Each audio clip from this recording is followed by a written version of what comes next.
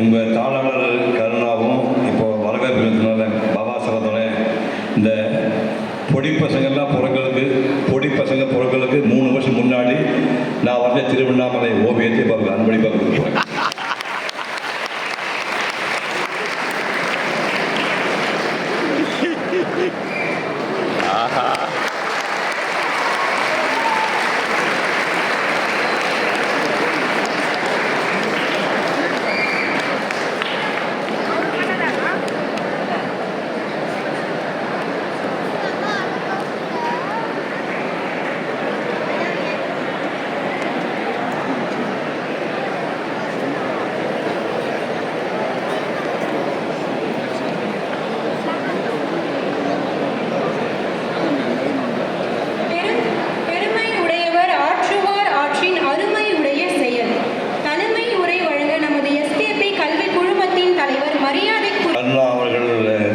துவக்க வாழ்க்கை ஓவியம் சொன்னார்.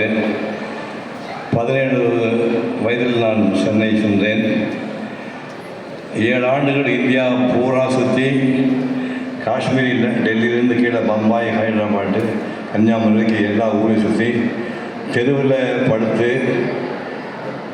1 ரூபா வாடகையில் தங்கியிருக்கேன். தெருவில் படுத்துருக்கேன். திருப்பதி கோவிலில் பிளாட்ஃபார்மில் படுத்திருக்கேன். அப்படிலாம் இருந்து வரைந்த ஓவியங்களின் தொகுப்பை உங்கள் கல்வி குடும்பத்திற்கு என்னுடைய நினைவு பரிசாக வழங்குகிறேன்.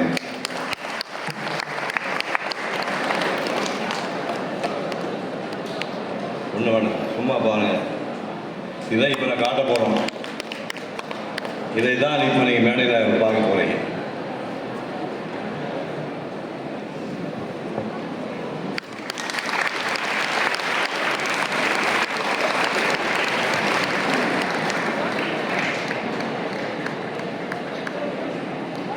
நன்றி ஐயா. திருக்குறள் காட்டிய நல்வழி. என்னுடைய அன்பு தம்பிகள் பாபா சாஹேபுடைய எஸ்கேபி கருணா, உங்கள் கல்லூரி CEO சக்தி கிருஷ்ணன், அரங்கத்தில் அமர்ந்திருக்கின்ற அனைத்து பெரியவர்கள், அன்பு குழந்தைகள் அனைவருக்கும் காலை வணக்கம். குழந்தைகள்லாம் நீங்கள் தான், நீங்கள் யாரும் நினச்சிக்காதீங்க. பேர குழந்தைகள் நீங்கள் தான், என் வயசுப்படி பேர குழந்தைகள். காலை வணக்கம். நான் முதலே சொன்னேன் இல்லையா, ஒரு 7 ஆண்டுகள் வந்து இந்தியா போராட சுற்றி நான் ஓவியம் வரைந்தேன். தொடர்ந்து ஓவியம் வரைந்திருந்தால் இந்தியாவில் பெரிய ஆளாக வந்திருப்பான்னு சொன்னாங்க. இந்தியாவில் பெரிய ஆளாக வந்திருப்பேன், ஸ்கூட்டருக்கு பெட்ரோல் கூட போட முடியாது தமிழ்நாட்டில். புரியுதா? பெரிய ஆளாக வந்திருப்பேன், ஸ்கூட்டர் பெட்ரோல்லாம் போட முடியாது. ஏன்னா இந்தியாவில் வந்து ஓவியர்களுக்கு பெரிய மரியாதை இல்லை. இந்த புஸ்தகம் இப்போ உங்களுக்கு கொடுத்தா இல்லையா கருணாவுக்கு, அந்த புஸ்தகம் போட 5 லட்சம் ரூபா. 5 லட்சம் ரூபாய் வந்து ஒரு ஓவியம் சம்பாதிச்சு போட முடியாது. ஒரு நடிகனாக இருந்ததுனால, 2 நடிகர்கள் வாரிசு இருந்ததுனால அவங்க தான் 5 lakhs செலவு பண்ணி அந்த புஸ்தகம் போட்டு கொடுத்தாங்க. புரியுதுங்களா? அந்த புஸ்தகத்தில் இருந்து சில பகுதிகள் இப்போ நம்ம வந்து ஓவியம் எந்த சூழலை எதை பற்றி வரைந்தேன் அப்படிங்கிறத நம்ம ஒரு பீஸாக பார்க்க போகிறோம். முதல் படம் மகாத்மா காந்தி. இந்த படம் நான் வரைஞ்சது 1966. அப்போ பாபா வந்து 1 வயசு பையன், கோமணம் கூட கட்டியிருக்க மாட்டான். 1 வயசு பையன் தொட்டல் தூங்கிட்டு இருப்பான். அந்த டைமில் 1966 எங்கள் பாபா ஆளை காணும். சரி, ஓகே. அது வரைந்தது. ஜெயலலிதா அம்மையார் வந்து இந்த கிஃப்டாக கொடுக்கும்போது இந்த படம் எப்போ வரைஞ்சிங்க அப்படின்னு கேட்டாங்க. அவன் உண்மையை சொல்லுங்க, நீங்களும் நானும், ஜெயலலிதா அம்மையார் நானும் SS வாசன் டைரக்ஷனில் மோட்டார் சுந்தரம் பிள்ளை படத்தில் நடிச்சிருக்கும் போது வரைஞ்ச ஓவியம் என்று சொன்னேன். மகாத்மா காந்தி பற்றி இந்த தமிழகத்தில் பெருசாக தெரியாது, பெரிய ஆட்களுக்கே தெரியாது. ஒரு பிர்லா மந்திரில் ஒரு சாயங்காலம் மீட்டிங் நடக்குது. மீட்டிங் முடிஞ்சோடனே நிதி வசூல் கட்சிக்கு வேணும்னு சொல்லிட்டு துண்டை ஏற்றிட்டு காசு கேட்குறாங்க. ஆளுக்கு 2 ரூபா, 1 ரூபா, 3 ரூபா, 4 ரூபா அப்படியெல்லாம் போடுறாங்க. துண்டேந்திட்டு காசு வசூல் பண்ணுறாங்க. வசூல் பண்ணி எவ்வளோ ஆச்சுன்னு காந்தி கேட்குறாரு. 1000 ரூபா, 1001 ரூபா இருப்போம். காரணம் ஒரு காரணம் 3 பைசா. அவங்களுக்கு என்னன்னு தெரியாது. 3 பைசா வந்திருக்கிறாரு. சரி, நாளை காலையில் போய் பேங்க்கில் டெபாசிட் பண்ணு காந்தி சொல்கிறாரு. மறுநாள் காலையில் பேங்க்குக்கு இந்நாள் போயிட்டு பழையபடி கவுண்ட் பண்ணி பார்த்தா அந்த காரணம் 3 பைசா டோட்டல் கவுண்டில் குறையுது. எவ்வளவு? வெறும் 3 பைசா. வீடியெல்லாம் கூட வாங்க முடியாது. 3 பைசா குறைஞ்ச உடனே நல்லா தேடி பார்க்க எல்லாம் பார்த்தாங்க. அப்போ என்னத்துவம், நாம் பிச்சை எடுத்து வசூல் பண்ணுறோம், இதுலேயே ஒருத்தர் கை வைக்கிறானா? அப்போ நான் நேர்மையும் சத்தியத்தையும் சரியாக போதிக்கவில்லை என்று சொல்லி அந்த நாள் முழுக்க மகாத்மா காந்தி தண்ணீர் கூட குடிக்காமல் பட்டியல் வந்தார். உலகத்தை எங்கே கேள்விப்பட்டீங்கன்னா, ஒரு காலம்னா கணக்கில் வரலைங்கிறதுக்காக அந்த ஒரு நாள் பூரா பட்டியல் ஒரு மகாத்மா. இந்த நாடு காந்தி தேசம் என்று ஏன் சொல்கிறோன்றோ இந்த மன்னருக்காக தான். இதை 1966 நான் வரைந்து ஓவியம். அடுத்தது இவர் யாருன்னு நிறைய பேர் தெரியாது. இவர் டாக்டர் ராதாகிருஷ்ணன், அதாவது துணை ஜனாதிபதியாக இருந்து அப்புறம் ஜனாதிபதி ஆனவர்கள், மிகப்பெரிய அறிவாளி. அவரை பற்றி கதை சொல்லணும்னா நிறைய பேர் தெரியாது. அவர் ஆங்கிலத்தில் நம்ம தமிழில் கலைஞர் அறிஞர் அண்ணா பேசுகிற மாதிரி சரளமாக அவர் மாதிரி ஆங்கிலத்தில் யாருமே பேச முடியாது. சிகாகோவில் போய் பிரமாதமாக பேசுகிறாரு. பேசி முடிஞ்ச உடனே பாபா வராரு, பாபா சீக்கிரமாக ஒரு கதை சொல்கிறேன், ஒரு கதை முக்கியமாக கதை சொல்கிறேன். அமெரிக்கா போனார். ஒரு சிகாகோ பல்கலைக்கழகத்தில் ராதாகிருஷ்ணன் ஒரு ஸ்பீச் கொடுத்தாரு. ஸ்பீச்சு முடிஞ்சோடனே, சார் இன்றைக்கி சாயங்காலம் ஒரு பார்ட்டி இருக்குது, நீங்கள்லாம் வரணும் ஸ்டூடெண்ட்ஸ் சொன்னாங்க. நைட்டு ராதாகிருஷ்ணன் பார்ட்டிக்கு வந்தார். அவர் என்ன உங்கள் மாதிரி பசங்கண்ணா நேராக கப்பில் ஒரு ட்ரேயில் வச்சு இந்த மாதிரி ஒன்றை கொண்டு போய் நீட்டினாங்க. இது என்ன அப்படின்னு கேட்டார். வோட்கா அப்படின்னாங்க. வோட்கான்னு என்னென்னா ரஷ்யன் விஸ்கி அப்படின்னாங்க. ராதாகிருஷ்ணன் செஞ்சுட்டு எனக்கு மது அள்ளி பழக்கமில்லை அப்படின்னாரு. தெரியும் சார், நீங்கள் நாக்கில் தொட்டுட்டு திருப்பி கொடுத்துருங்க, நான் சாப்பிட்றேன். அதை என்னதான், நீ குடிக்க வேண்டாம், நான் ஸ்டிப் பண்ணிட்டு கொடுத்துருங்க, நான் குடிக்கிறேன் வோட்கா விஸ்கி. அப்போ ராதாகிருஷ்ணன் என்ன சொன்னால் தெரியுமா, நீங்கள் யாருமே கற்பனை பண்ண முடியாது, உலகத்தில் யாரும் கற்பனை முடியாது. என்ன சொன்னார் என்பதுக்கு, நாக்கில் தொட்டு கொடுங்களுக்கு ராதாகிருஷ்ணன் சொன்னார், எங்கள் நாட்டில் கொஞ்சம் கற்புடையவள் நிறைய கற்புடையவள் என்ற பேதம் இல்லை, கற்புடையவள் கற்பு இழந்தவள் என்றுதான் பேதம். நான் நாட்டில் போட்டாலும் உங்கள் பக்கம் சேர்ந்து மன்னிச்சுக்கன்னு சொன்னார். அப்படி ஒரு மகத்தான மனிதன் இவர். வாதம் போல் ஜெயிக்க முடியாது. மகாத்மா காந்தி இவர்கிட்ட பேசியிருக்காரு ராதாகிருஷ்ணன். ஐயா நீங்கள் மாட்டுப்பால் சாப்பிட நிறுத்திருங்க அப்படின்னாரு. ராதாகிருஷ்ணன் காந்தி சொல்கிறார், மாட்டுப்பால் சாப்பிடாதீங்க. ஏன்னு கேட்டால் ரத்தத்திலிருந்து சுரக்குது அப்படின்னாரு. மாட்டு ரத்தத்துலேருந்து பால் சுரக்குதாம்மா, ஆனால் நீங்கள் தயவுசெய்து மாட்டுப்பால் குடிக்காதீங்கன்னாரு. அப்போ ராதாகிருஷ்ணன், அப்போ நம்மளாம் நரமாம்சம் சாப்பிட்டோம் தானே நம்மளாம் அப்படின்னாரு. ஏன் அப்படின்னாரு, தாய்ப்பால் எங்கேருந்து வருது கேட்டார். தாய் ரத்தத்துலேருந்து வரணும்னா அப்படியே பொத்திட்டார் காந்தி. அந்த மாதிரி இவர்கிட்ட யார் வாதமே பண்ண முடியாது. இந்த மகத்தான மனிதனை நான் வரைந்து அவர் கீழே கையெழுத்து போட்டுக்காரு. இந்த கையெழுத்து ரிட்டையர் ஆகி சென்னையில் வந்தபோது வாங்கினது 1966 வாங்க கையெழுத்து. அடுத்தது இவர் உங்களுக்கு தனியாக சொல்ல வேண்டியதில்லை. இவரை பற்றி 2 விதமாக விமர்சனம் சொல்லலாம். இந்த சாமி இல்லைன்னு சொன்னாள் அப்படி சொல்ல, திருவண்ணாமலைக்காரங்க சாமி போடுறாளுங்க, பட்டியலி ஞாபகம் வருது, இந்த சாமி இல்லைன்னு சொன்னாள் அப்படிங்கிறத உங்களுக்கு ஞாபகம் வருது. அதை நீங்கள் வச்சுங்க, அதை பற்றி பிரச்சனை இல்லை. அதுக்கு நான் விளக்கி சொல்ல விரும்பலை. இன்றைக்கி ஒரு சாதிய கட்டமைப்பு இருக்குது. இவன் மேல் சாதிக்காரன், இவன் கீழ் சாதிக்காரன், பிராமணன், வைசியன், சத்திரன், சூத்திரன் 4 முறை பிரித்து, பிராமணன், வைசியன், சத்திரன், சூத்திரன் கடைசி ஆள், செருப்பு தைக்கிறவன், பறையடிக்கிறவன், இப்படி 4 வகையாக மக்களை பிரித்து கீழ்சாதிக்காரனை மேக்சிமம் உலகம் அவமானப்படுத்தியிருந்த போது அந்த மக்களிலே ஒடுக்கப்பட்ட மக்களே, நசிக்கப்பட்ட மக்கள் இன்றைக்கி IAS IPS வர காரணமான ஒரே போராட்டம் பட்டது. ஒடுக்கப்பட்ட நசிக்கப்பட்ட பட்டியல் என்னென்ன ஜாதி கீழ் சாதி சொன்னீங்க, அத்தனை சாதிக்காரனுக்கு IAS IPS அவளுக்கு போராடின ஒரே ஒரு மனிதன் இந்த மனிதன் தான். இந்த படத்தை 2007 நான் வரைந்த கடைசி பிரமாதமான ஓவியம் இதுதான். ரொம்ப பெருசாக நான் வரையில. இது வரையறதுக்கு முன்னாடி வைகோ கேள்விப்பட்டீங்க, அரசியல்வாதி திமுக பொதுச் செயலாளர் வைகோ சொன்னார் ஒரு நாள், பிரதர் நீங்கள் உங்கள் ஓவியம் முற்றுப்பெற வேண்டும் என்றால் நீங்கள் பெரியார் ஓவியத்தை வரைய வேண்டும் அப்படின்னு சொன்னார். அந்த 2007 நான் வரைந்த பெரியார் ஓவியம், அவங்க பெரியார் தொடரில் இந்த படம் இருக்கிறது. அடுத்தது இவரை பற்றி நான் என்ன சொல்ல முடியும், இவரை பற்றி நம்ம என்னங்க சொல்ல முடியும். முதலமைச்சர் பதவி ஏற்கிறாரு. சிவகாமி அம்மா கிராமத்துலேருந்து குஜராத்லேருந்து அம்மா அங்கே வர்றாங்க. பதவி ஏற்பட முடிஞ்சது. உங்களுக்கு என்ன வேணுமா, திருப்பதிக்கு போய் வெங்கடேஸ்வரம் கும்பிடும் சாமி போயிட்டு வான்னு கார் கொடுத்தாருனாரு. நேராக போனார். அம்மா போய் சாமி கும்பிட்டு மறுநாள் வந்தாங்க. இந்தா அப்படின்னாரு. என்னங்கண்ணே நீ ஊருக்கு போகிறது ரயில் டிக்கெட்டு. அட சாமி உனக்கு கல்யாணம் ஆகலை, நீ தனியாக இருக்கிற, நீ கூடமான சமைச்சு போட்டு உன் கூடக்கெலாம் வந்துக்குன்னா கேட்க நல்லா இருக்குது. நீ என் கூட இருந்தீங்கன்னா சொந்தக்காரங்க வந்து குடைச்சல் கொடுப்பாங்க, நான் தொழில் பண்ண முடியாது, சமையலுக்கு நான் வேறு ஆலோசனை நீ ஊருக்கு கிளம்பி கிளப்பிவிட்டார். ஊருக்கு அம்மா போகிறாங்க. முதலமைச்சர் தாயார் தெருக்குழாயில் போய் தண்ணி குடிக்கிறாங்க. ஞாபகம், தமிழ்நாட்டில் முதலமைச்சர் தாயார் தெருக்குழாயில் போய் தண்ணி குடிக்கிறாங்க.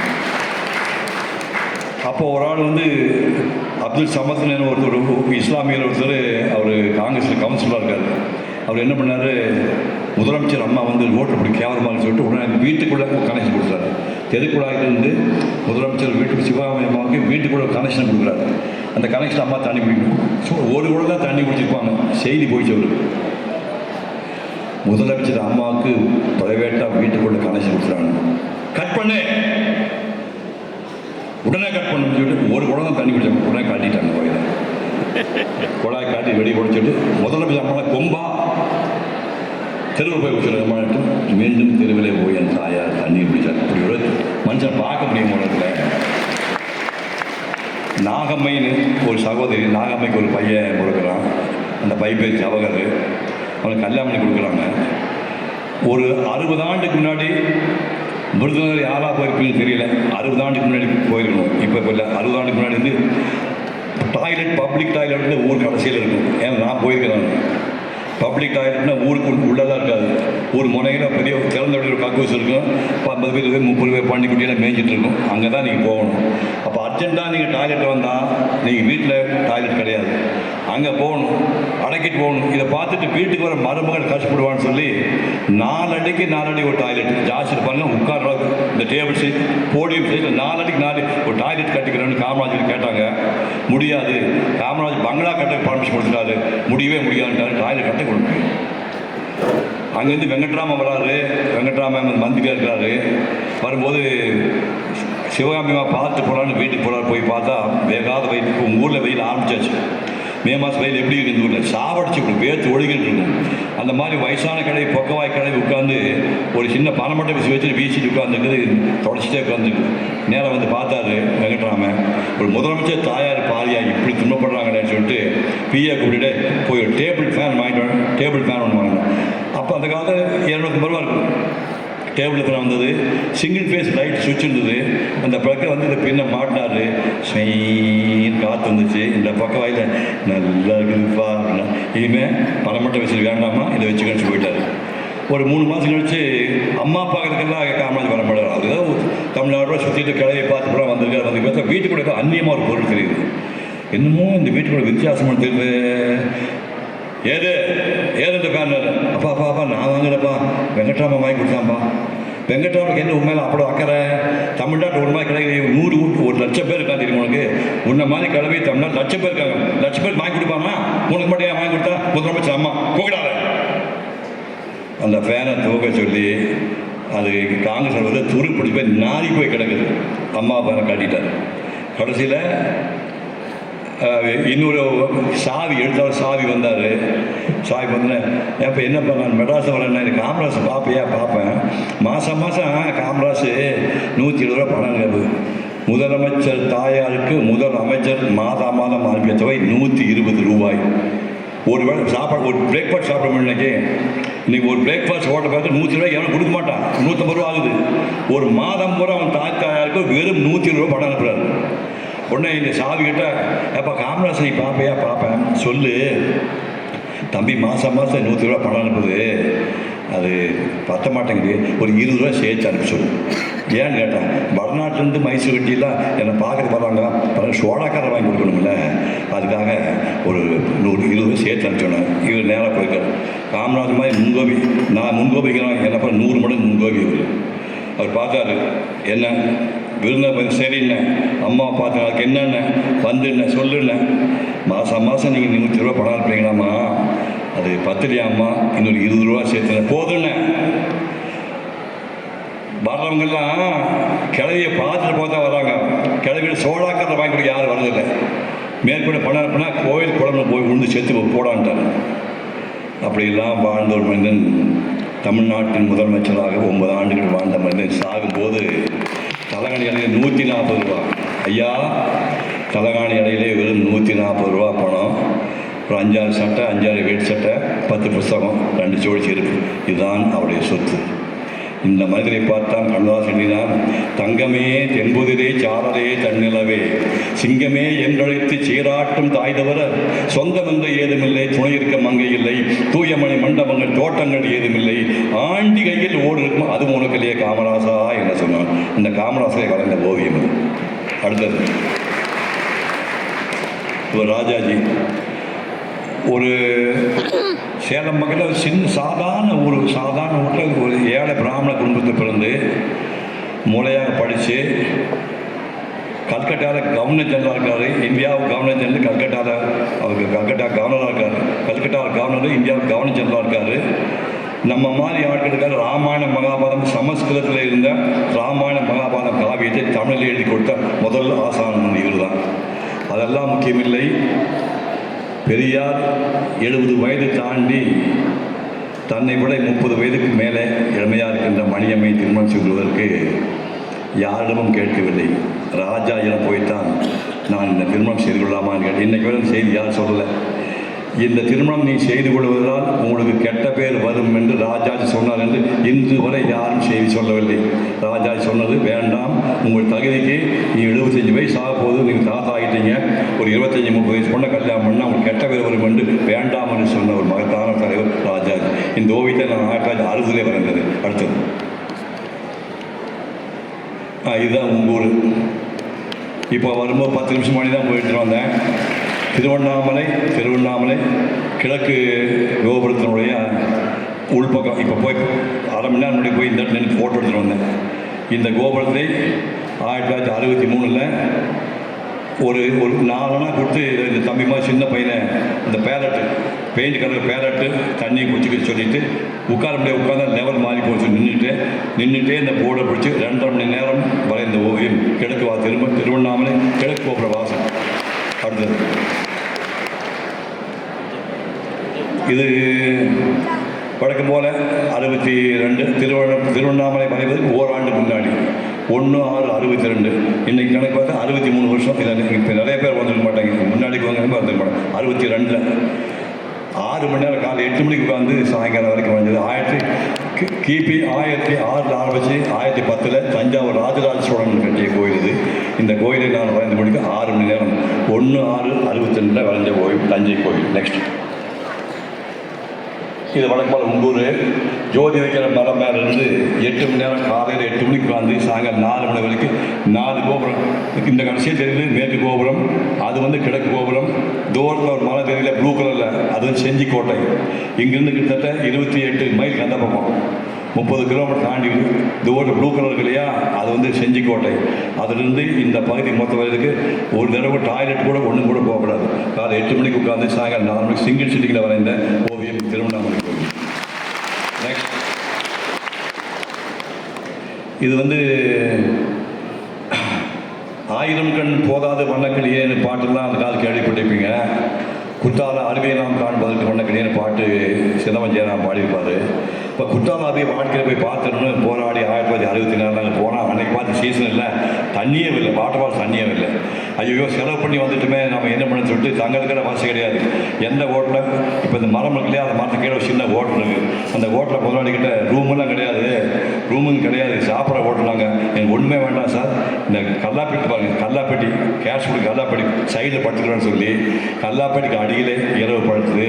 தங்கிட்டு காலையில் நைட்டு மழை வந்துச்சு. அந்த மழை வந்து கொஞ்சோண்டு மழை வந்துச்சு. அதை அழகுபடுத்துறதுக்காக இந்த பாகை மரத்தை பேஸ் பண்ணி 1964 2 மணி நேரத்தை வரைஞ்ச ஓவியம் குற்றாலம் வாட்டர் ஃபால்ஸ். நெக்ஸ்ட் இது காஞ்சிபுரம் ஏகாம்பரேஸ்வரர் கோயில். எல்லாத்துக்குமே ஒரு கதை இருக்குது. இந்த படத்தை நான் வரைய போனது 1962. அன்றைக்கி என் கிளாஸ்மேட் ஒருத்தன் ரகுராமன் பேர், அவன் ஓவிய கல்வியை படிச்சிருக்கான். அன்றைக்கி காலையில் எனக்கு ஊர்த்தம் 9:10 முகூர்த்தம். நான் அவங்க ஊருக்கு வந்துக்கிட்டே இதுக்குன்னு படமரம் வந்துக்கிட்டா என் முகூர்த்துக்கு வந்துட்டு போட அப்படின்னாரு. நான் சீக்கிரம் படத்தை முடிச்சுட்டு வரேன்னு சொல்லிட்டு படத்தை ஆரம்பித்தேன். இந்த ஆட்டக்கலராக ஆரம்பித்தா நிறுத்த முடியாது. காலைல 9 மணிக்கு ஆரம்பித்தேன், முடியும் போது 12 ஆகி போச்சு. அங்கே முகூர்த்தம் முடிஞ்சு போச்சு. போனால் உதைப்பானு பயந்துட்டு பக்கத்தில் போஸ்ட் ஆஃபீஸ் போய் தந்தி கொடுக்கலான்ட்டு, சார் ஒரு தந்தி அடிக்கிறதுக்கு என்ன செலவாகணும்? 2.5 ரூபா அப்படின்னாங்க. என்கிட்ட கையில் எவ்வளோருக்கு? 20 ரூபா பட்ஜெட்டு. 4 நாள் காஞ்சிபுரம் தாங்கி ஓவியர்களுக்கு என்னோடய பட்ஜெட் 20 ரூபாய். அது கைவசம் மிச்சம் இருக்குது 2.5 ரூபா. இப்போ தஞ்சலிக்கு எவ்வளோ செலவாங்க? 2.5 ரூபா அப்படின்னா, சார் அடுத்த தெருவில் நீ அடுத்த தெருவு இருந்தாலும் சரி, அமெரிக்காவில் இருந்தாலும் சரி, தஞ்சலிக்கு 2.5 ரூபாண்ணா. இப்போ 2.5 ரூபா தந்தி அடித்தா நான் மெட்ராஸ் காஞ்சிபுரம் நடந்து போகணும். வேறு வழி இல்லாமல் நான் தஞ்சலிக்கு இன்னுமே எனக்கு அந்த வருத்தம் இருக்குது. அப்படி தந்தி அடிக்காமல் வர இந்த ஓவியம் காஞ்சிபுரம் ஏகாம்பரேஸ்வரர் கோயில் ஓவியம் 3 மணி நேரம். நெக்ஸ்ட், இது கன்னியாகுமரி காந்தி மண்டபம். இதெல்லாம் கடைசி ரவுண்ட். இதுக்கப்புறம் நான் அடிக்க போயிட்டேன். இந்த லாஸ்ட் ரவுண்டு என்ன வேடிக்கைன்னா, இது 2 ரூபா வாடகையில் தர்மச்சத்திரத்தில் போய் ரூம் எடுத்து தங்கிட்டு இந்த படம் வந்து திரும்ப இன்னொன்று காட்டுவாங்க. இது காந்தி மண்டபம், அது வந்து கேப் ஹோட்டலு, அது கேரளா கெஸ்ட் ஹவுஸ். இது 3.5 மணி நேரம்.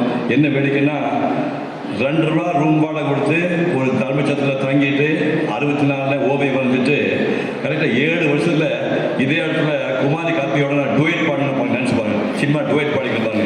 7 வருஷம் நடிகன் ஆகிட்டேன். அடுத்த 7 வருஷம் நடிகன் ஆகி இதே இடத்துல போய் டுவேட் பண்ணியிருக்கேன். இது மாதிரி சான்ஸ் இருக்கு. அவங்க நினச்சிப்பாங்க. அடுத்தது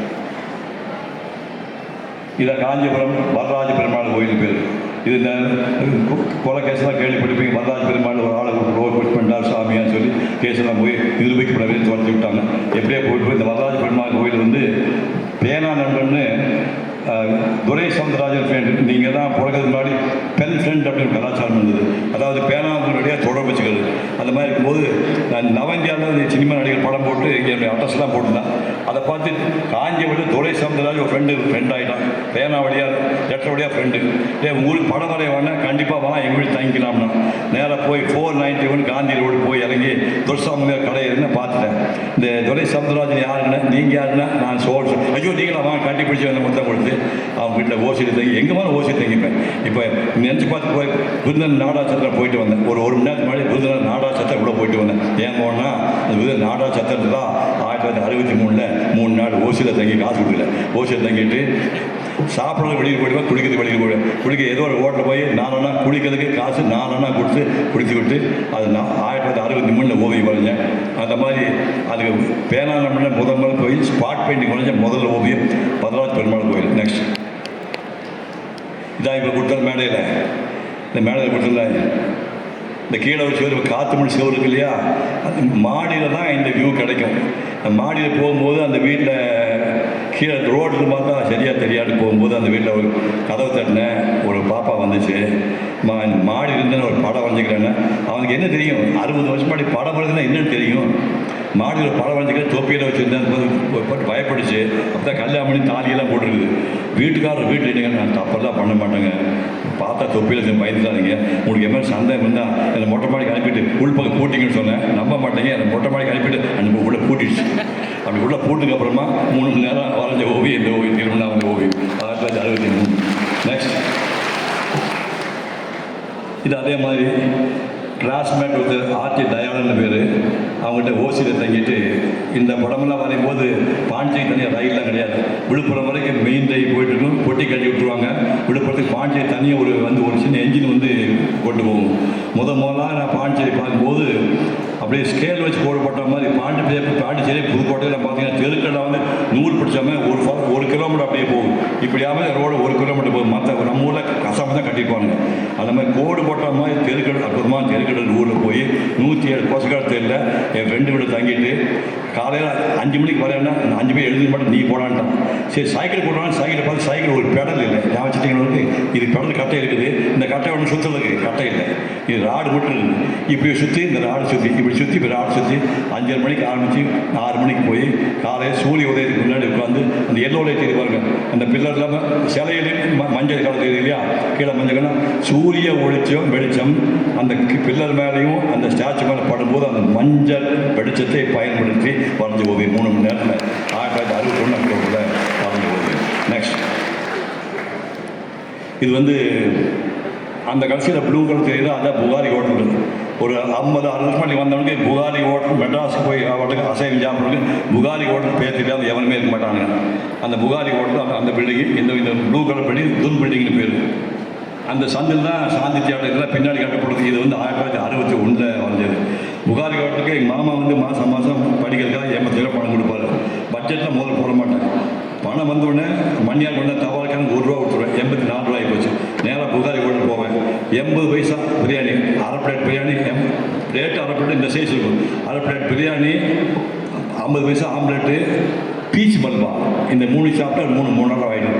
அப்படி சாப்பிட்டு மிச்சோட 81 ரூபாய்க்கு பட்ஜெட்டு போட்டு 7 வருஷம் நான் படித்தேன். அது மறக்க முடியாத ஹோட்டல் பிராத அந்த புகாரி ஹோட்டல். அந்த ஹோட்டல் பேக்ரவுண்டில் வந்தது 1961. நெக்ஸ்ட் இது திருமலாய்க்கல் மகாலும் மதுரையில் போனாலும் தெரியும். இது மிகப்பெரிய அடையாளம், தமிழ்நாட்டுடைய மிகப்பெரிய அடையாளம் நம்ம மகாலும். அந்த மேலே 2 வெள்ளை ஹோல் தேடி பாருங்க, அந்த சைடு வெண்டிலேட்டர் மேலே துவாரம் தேடி பார்த்தீங்கன்னா அந்த கடைசியில் 2 அதே மாதிரி இந்த பக்கம் இருக்கும். இந்த பில்லருக்கு மேலே இந்த மாதிரி ஒரு துவாரம் இருக்குது. அந்த துவாரத்து மேலே நான் உட்காந்துட்டு வரைஞ்சிடும். கீழே நினச்சிக்காதீங்க.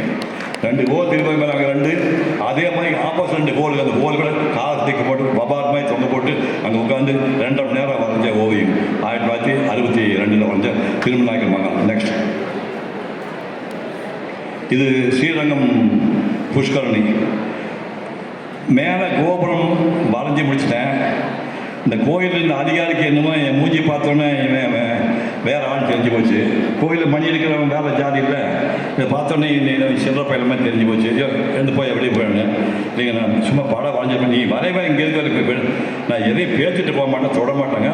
கண்ணை பார்த்து வரைஞ்சி போனேன். அதெல்லாம் பேச எதிர்த்து போனிக்கிட்டா வேறு வழி இல்லாமல் எழுந்து வெளியில் போய் சித்திரை தெரு ரைட்டர் சுஜாதா குடியிருந்த தெரு சித்திரை வீதின்னு போய் கீழே சித்திரை வீதி அங்கே போய் உட்காந்து மிச்சம் இந்த டேங்கர்லாம் நான் இமேஜின் பண்ணி வரைஞ்சது. அப்போ தான் டைரியில் நோட் பண்ணியிருக்கேன், பெரியார் என்பவன் இந்த நாட்டுக்கு எவ்வளோ முக்கியம் என்று நான் அன்றைக்கி ஞாபகத்திருக்கேன். ஒரு கேவலம் ஒரு படம் வரைஞ்சிட்டு போகிறேன், நான் என்ன பேச்சுட்டு போகிறேன், உட்காந்து கெட்டா விட்டாங்க. அப்படி கசப்பான அனுபவம் ஏற்பட காணும்போது இந்த கோவில். நெக்ஸ்ட் வடக்கு பாலம் உங்கள் ஊர் அந்த மேற்கு கோபுரம். இது பேர் பேய் கோபுரம்னு சொல்கிறாங்க. இப்போ வறுவழியில் ஃபோட்டோ எடுத்துருங்க. இது வந்து இந்த கீழே ஜனங்க நடந்து போகிறாங்க. அப்படியே நேராக போனால் ரமண மகன் ஆசிரமத்துக்கு போகும். இதெல்லாம் வந்து இப்போ தான் முறை போய் சாமி கும்பிட்டு வந்தேன். அருணாச்சலம் போய் தெரியாது. நான் 5 நாள் தங்கியிருக்கிறேன். நான் எல்லாம் போய் நான் கோயில் வரையினே தவிர சாமி கும்பிட மாட்டேன். நான் நாத்திகெல்லாம் கிடையாது. கோயில் வரையதே பெரிய புண்ணியம். அப்படியே போய் சாமி தீமை கும்பிடுறது. நீங்கள் உட்காந்துக்கிற எத்தனை பேர் நீங்கள் கோயில் கொண்டிருப்பீங்க? ஒன்றும் வேண்டாம். இப்போ நம்ம மீனாட்சி கோயில் வந்தால் தெரியல. மீனாட்சி அம்மன் கோயில் கூட காலை 8 மணிக்கு வந்து சாயங்காலம் 6 மணிக்கு சிங்கிள் சிட்டிங் வந்திருக்கேன். தமிழ்நாட்டில் இருக்கிற 8 கோடி பேரில் ஒரு கோயில் கூட ஒருத்தர் ஒன்று கூட போகாமல் 10 மணி உட்காந்து யாருக்கு சொல்ல முடியுங்களால? ஒரு ஆள் சொல்ல முடியுமா? அது 8 மணிக்கு உட்காந்து சாயங்காலம் 10 மணிக்கு சிங்கிள் சீட்டில் மதுரை மீனாட்சி அம்மன் கோயில் வந்திருக்கேன். இந்த கோயிலுக்கு போய் உட்காந்து வரையதே பெரிய புண்ணியம். அதுவா இன்னைக்கு ரெக்கார்டு இருக்குது. சிவகுமார் நாளை காலை செத்து போவார். இந்த படமெல்லாம் இருக்குது. இது ரெக்கார்ட் பண்ண இதுக்கே சாமி யாருக்கு கடாசம் பண்ணோம்ல. சாமி எனக்கு வரம் கொடுக்கணும், உங்களுக்கு வரம் கொடுக்கணும், எனக்கு தான் ஜாதி கொடுக்கணும். நான் வர சாமிக்கு நான் வடிவம் கொடுத்தோம் இல்லையா நான். அந்த மாதிரி இது வந்து 1963. நெக்ஸ்ட் இது கிணறு கை ரிக்ஷா போது பாருங்க. கையில் ரிக்ஷா இந்த காலகட்டம் 1961 சைக்கிள் ரிக்ஷாவுக்கு முன்னாடி கையில் ரிக்ஷா எடுத்துகிட்டு போவாங்க. அந்த ரிக்ஷா எடுத்து அந்த பில்டிங்கை சேர்ந்து எல்ஐசி பில்டிங் பேர். நான் மெட்ராஸ் போகும்போது 1958 மெட்ராஸ் போது 12 மாடி இருந்துச்சு. அதுக்கப்புறம் 2 மாடி கட்டினாங்க. மொத்தமாக மெட்ராஸ் வந்து இப்போ ஹைகோர்ட்டு பீச் சொல்லுங்க. அந்த மாதிரி மெட்ராஸ் போனீங்கன்னா எல்ஐசி பில்டிங் பார்த்தீங்கன்னா கேட்பாங்க. அந்த மாதிரி மறக்க முடியாத இடங்களில் ஒன்று இந்த எல்ஐசி பில்டிங்கு. இது 2.5 மணி நேரம் நடு ரோட்டில் பிளாட்ஃபார்மில் சைக்கிள் வச்சு அது நின்று வரைஞ்சி ஓவியம். நெக்ஸ்ட் முடிஞ்சிச்சு நினைக்கிற மகிழ்ச்சி ஃபேஸ் வந்து ரொம்ப மகிழ்ச்சி. இவ்வளோ நேரம் படம் நல்லா இருந்துச்சா? ஒன்றும் பேச உட்காந்து